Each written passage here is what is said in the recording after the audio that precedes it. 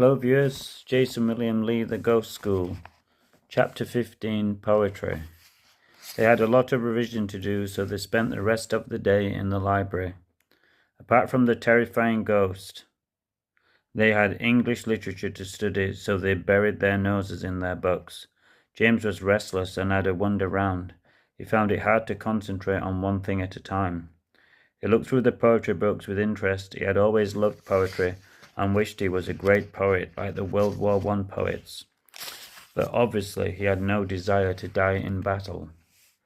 When he was reading the poem, he almost found himself in the trenches in his mind, in the mud, feeling the terror of the bombs and the machine guns.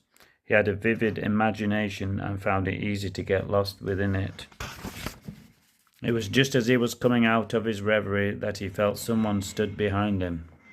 He looked around, and to his shock, once again it was the librarian, the ghost librarian. He didn't scream or shout, as he was too frightened to make a noise. She looked very pale, and she had an anguished look in her eyes. She bent over him and grabbed the book and flung it violently at the wall. She smiled a thin, angry smile. He leapt up from the chair to get away. She walked towards the bookshelves and then disappeared. The library was empty, so there were no witnesses, and he ran to the girls to tell them what had happened.